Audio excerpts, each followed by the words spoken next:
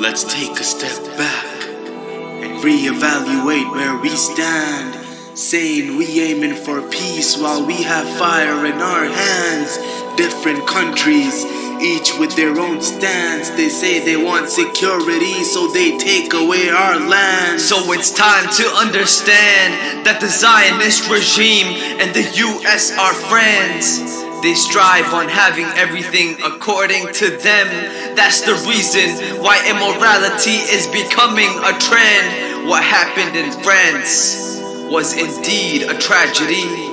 But where were your profile filters when they attacked the Middle East? A remedy for hatred is within minds uncultivated, because stubborn hearts are too stuck to be debated, stuck with ideologies which promise ease, but rip you of spirituality and peace. The media uses hate and racism, which they propagate. They blame Islam for ISIS, yet they say they don't discriminate. But when a non-Muslim spreads terror, to speak out they hesitate. How can we trust this ideology which is hypocritical in its views?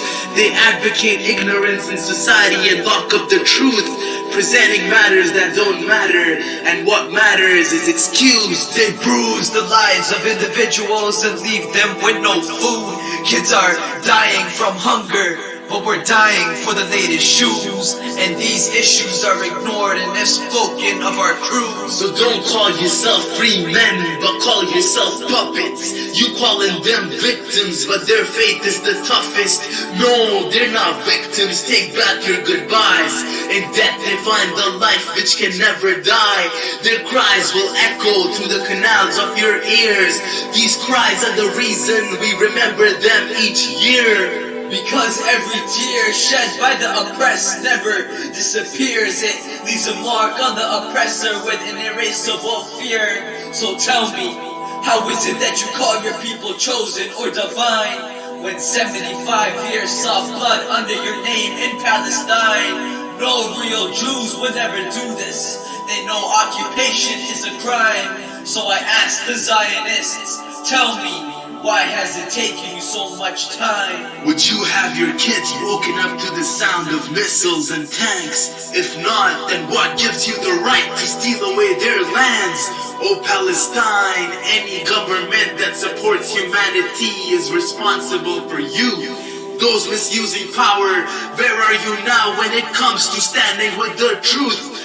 I've had it with your double standards in many faces. You want to die for a country, but are living for the wages. So let's strive for a real cause and stand up to biased laws. The Western regimes have proved that their policies are flawed. They say they fight against ISIS, but they're the reason for their cause.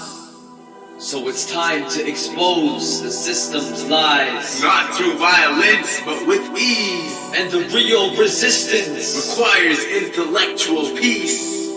So let's take a step back and look at where we stand. Fight fire with water, without fire in our hands.